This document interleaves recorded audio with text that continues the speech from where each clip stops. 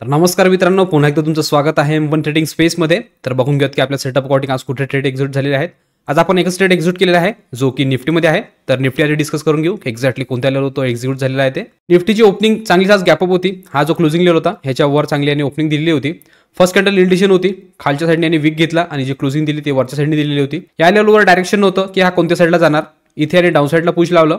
हा जो लेवल आहे हा टच करण्याचा प्रयत्न केला, बट जी क्लोजिंग दिलेली आहे ती बुलिश साईड दिलेली आहे. इथे जेव्हा यांनी क्लोजिंग दिली तेव्हा हा जो पीडेच आहे याच्यावर यांनी क्लोजिंग दिलेली होती आणि सेंटिमेंट पण बुलिश साईड दिसत होते. तर मी तुम्हाला लाईव्ह स्ट्रीममध्ये एक्सप्लेन केलेलं होतं, इथे थोडा वेळ जर थांबला, इथे जर एक रेंज क्रिएट केली, ह्यानंतर ब्रेकआउट देईल तर आपण अपसाईडला एक टार्गेट बुक करू शकतो. कारण की डायरेक्टली मग जे लेवल होते ते जवळचे ऑल टाइम हाय जवळचेच होते. जनरली ऑल टाइम हायच्या वर जर मार्केट जातं तर फ्लोमध्ये निघतं, त्यानंतर आपल्याला मोठे टार्गेट पण बघायला मिळतात.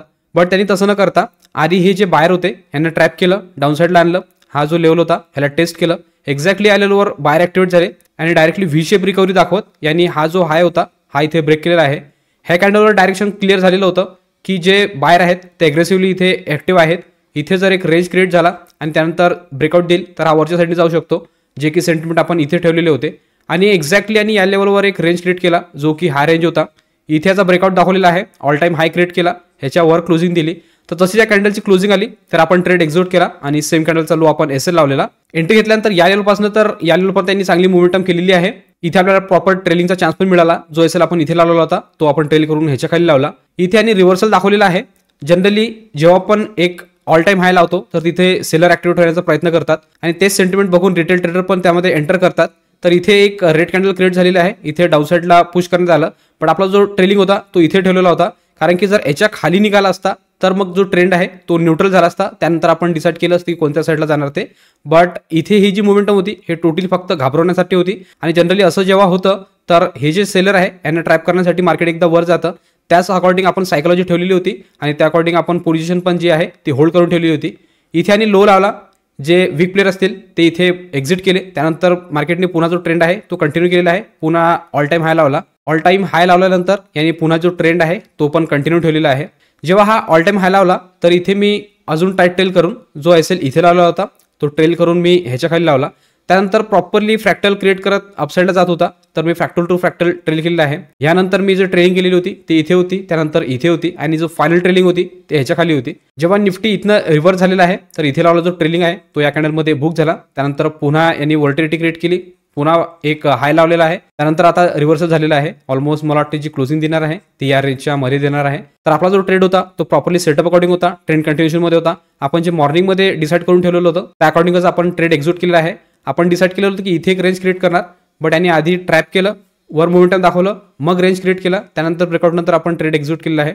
ऑलमोस्ट या लेवलवर आपण एंट्री घेतलेली होती. या लेवलपासून तर या लेवलपर्यंत आपण त्याला ट्रेल केलं आणि आपला जो ट्रेलिंग आहे तो या रेंजमध्ये इथे बुक झालेला आहे.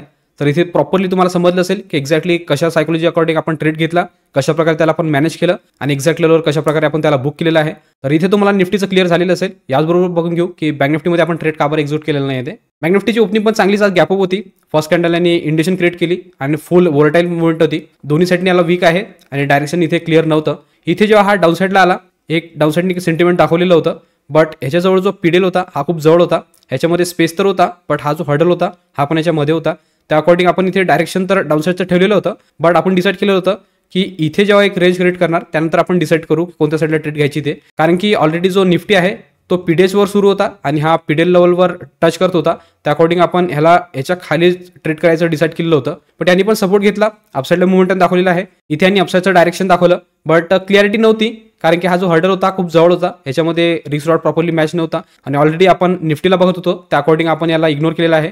स्लो स्टडील यांनी पण जे टार्गेट आहे जे की पीडेचचं आहे हे डन करून दिलेलं आहे. त्यानंतर व्होल्टिलिटी क्रिएट केली, पुन्हा टाइम यांनी एका रेंजमध्ये स्पेंड केलेला आहे. हा जो पीडेच आहे याला प्रॉपरली यांनी रिस्पेक्ट केलं, इथे पण आणि इथे पण. एक्झॅक्टली या लेवलवर इथे सेलिंग आली, इथे आली आणि आता ही जी सेलिंग आहे ही पण कंटिन्यू सुरू आहे. तर हा जो पीडेच आहे हा दिवसभर यांनी फॉलो केलेला आहे, प्रॉपरली त्याला रिस्पेक्ट केलं आणि याच्या खाली जाता क्लोजिंग देण्याची तयारी सुरू आहे. तर इथे तुम्हाला दोन्ही डायसेसचे एक्सप्लेनेशन समजलेले असतील. तर याचबरोबर बघून घेऊ एक्झॅक्टली ऑर्डर बुकमध्ये कोणत्या टाइमिंगला ट्रेड एक्झिक्यूट झालेले आहेत ते. ऑर्डर बुकमध्ये जर बघाल तर ट्रेड जो आपण एक्झिक्यूट केलेला आहे तो केलेला आहे एक्झॅक्टली 11 वाजता. तिथे मी निफ्टीचा 22,200चा पी सोल्ड केलेला, तो केलेला 182 मध्ये. आणि याचा जो ट्रेलिंग आहे तो बुक झालेला आहे 1:28 22,200चा पी तो झालेला आहे 155 मध्ये. तर सेटअप अकॉर्डिंग आज निफ्टीने ट्रेड दिला. सेंटिमेंट आपले त्याच्यासोबत मॅच होत होते, त्यामुळे आपण आज निफ्टीला स्ट्रेट केलेला आहे आणि बँक निफ्टीला टोटली इग्नोर केलं. कशाप्रकारे आपले सेंटिमेंट होते, काय आपली सायकोलॉजी होती, मी ते टोटली तुम्हाला लाईव्ह स्ट्रीममध्ये एक्सप्लेन केलेलं आहे. जे पण लाईव्ह स्ट्रीममध्ये असतील त्यांना प्रॉपरली माहीत आहे की एक्झॅक्टली आपण आज फक्त एका ट्रेडवरच का बरं क्लोज केलेलं आहे. आणि अजून पण ज्यांना कोणाला आमच्यासोबत लाईव्हमध्ये जॉईन व्हायचं असेल आणि लाईव्हमध्ये लर्निंग करायचं असेल तर ते स्क्रीनवर दिलेल्या नंबरवर कॉल किंवा व्हॉट्सअप करू शकता आणि डिटेल घेऊ शकता. डिटेल घेतल्यानंतर लगेचच तुम्हाला लाईव्हमध्ये जॉईन करण्यात येईल आणि तुम्ही तुमची लर्निंग जी आहे ते आमच्यासोबत सुरू करू शकता. त्याचबरोबर रोज मी जे एक्झिक्युशन व्हिडिओ अपलोड करतो यामध्ये पण तुम्हाला काही पार्ट व्हॅल्युएबल वाटत असेल किंवा काही लर्निंग मिळत असेल तर तुम्ही चॅनलला सबस्क्राईब करू शकता आणि व्हिडिओला लाईक करू शकता, जेणेकरून येणारे सगळे अपडेट तुम्हाला कंटिन्यू येत राहतील. तर इथे तुम्हाला आजच्या ट्रेडचं पण अपडेट क्लिअर झालेलं असेल. आजच्या अपडेट व्हिडिओ पुरतं एवढंच ठेवू. भेटूया उद्याच्या व्हिडिओमध्ये. तोपर्यंत शिकत राहा, इम्प्लिमेंट करत राहा. गुड लक, बाय.